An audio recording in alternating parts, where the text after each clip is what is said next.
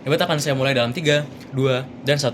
Oke, juri-juri yang terhormat, izinkan saya di sini untuk menyampaikan konteks dibalik dari mosi yang kita dapatkan pada hari ini.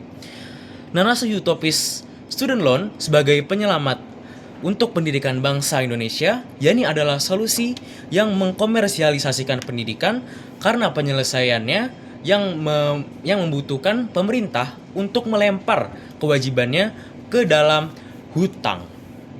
Adapun urgensi yang harus kita lihat adalah pertama, tingginya angka pengangguran di kalangan lulusan baru, menjerumuskan pelajar ke jebakan utang.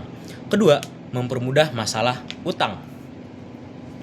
Adapun argumen-argumen yang saya bawakan pada hari ini berjumlah 3. Argumen pertama, ancaman krisis finansial pada masa muda. Kebijakan student loan menjebak kalangan bawah secara struktural. Struktural bermakna bahwa suatu kesusahan atau suatu kemiskinan atau suatu utang itu tidak disebabkan oleh karena kesalahan pada diri kita sendiri, melainkan dari bagaimana suatu sistem atau struktur itu bekerja.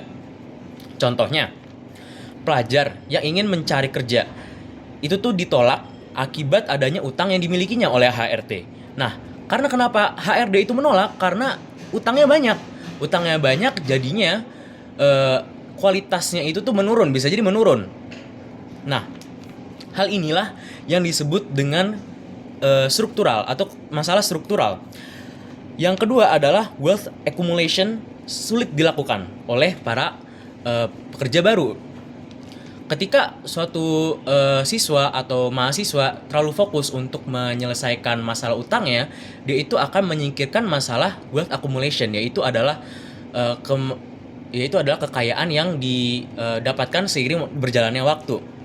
Kita dapat contoh di negara-negara asing, yaitu adalah total utang di Amerika Serikat dan Inggris Raya sendiri itu mencapai triliunan dolar.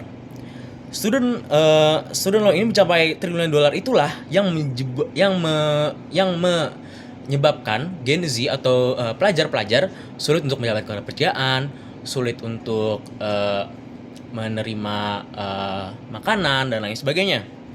Maka dari itu, student loan tidak mendemokratisasikan pendidikan, tetapi ini menjebak dan mengubah pendidikan menjadi lahan pemerasan. Argumen kedua yang saya bawakan pada hari ini adalah tekanan yang toksik. Hutang tidak membuat mahasiswa menjadi semangat untuk menyelesaikan hutang-hutangnya, melainkan hutang ini bisa mendegradasikan kesehatan mental mahasiswa.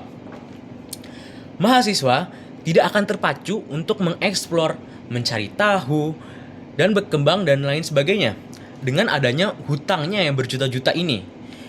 Justru hutang-hutang ini akan membuat mahasiswa merasa kelelahan, merasa burn out, dan hanya fokus untuk membayar hutang seperti dengan kerja sambilan atau mengambil jurusan yang dikira-kira membuat banyak uang.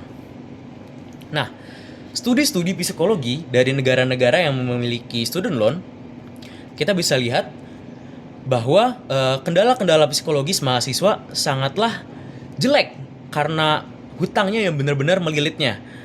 Nah, maka dari itulah student loan tidak membuahi hasil untuk mental siswa. Adapun argumen ketiga yang saya bawakan pada hari ini, pemilihan jurusan yang berdasarkan kemungkinan gaji. Nah, adanya student loan menyingkirkan jurusan-jurusan seperti humaniora, kesenian, dan jurusan-jurusan lain karena digadang-gadang jurusan-jurusan ini itu tuh tidak membuahkan gaji yang banyak karena mereka kan butuh uang untuk membayar hutang-hutang mereka. Nah, apabila suatu jurusan-jurusan itu tuh tidak memiliki spek kerja yang baik, maka dari itu beberapa mahasiswa malah justru salah jurusan. Jadi apa yang mereka memiliki bakat di dalam suatu jurusan A, tetapi dia harus memilih jurusan B karena jurusan A ini itu tuh tidak memiliki spek kerja yang baik, maka mahasiswa bisa aja pergi ke jurusan yang bahkan tidak dia sukai. Hal ini sangat berbahaya untuk kesehatan mental dan juga kinerja seorang mahasiswa itu sendiri.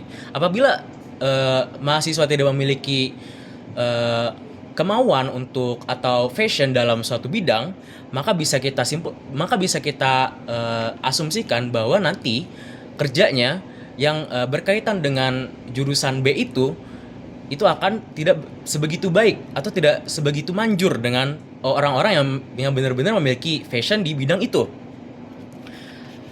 Terus jurusan-jurusan seperti humaniora, seni dan lain sebagainya itu tuh juga penting bagi suatu penduduk atau suatu peradaban, karena suatu peradaban tidak akan mencoreng namanya di dalam sejarah apabila bahasanya, seninya, kulturnya tidak bisa dipelajari.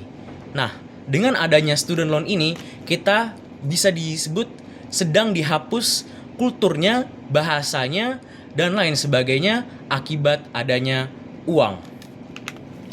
Maka dari itu, para dewan juri yang terhormat, di sini saya menyampaikan bahwa student loan bukanlah solusi terbaik dalam menyelesaikan masalah pendidikan di Indonesia. Tetapi solusi yang baik kita juga bisa melihat dari bagaimana suatu pajak dialokasikan, bagaimana suatu bantuan bisa diserahkan, bagaimana suatu pengembangan bisa diselesaikan di berbagai macam daerah yang kekurangan seperti daerah-daerah 3T agar diselaraskan dengan wilayah-wilayah yang bisa disebut lebih urban. Nah, maka dari itulah di sini kami mengajak untuk tidak berafiliasi dengan student loan, dan saya bangga menjadi bagian dari Kontra. Sekian dari saya. Wassalamualaikum warahmatullahi wabarakatuh.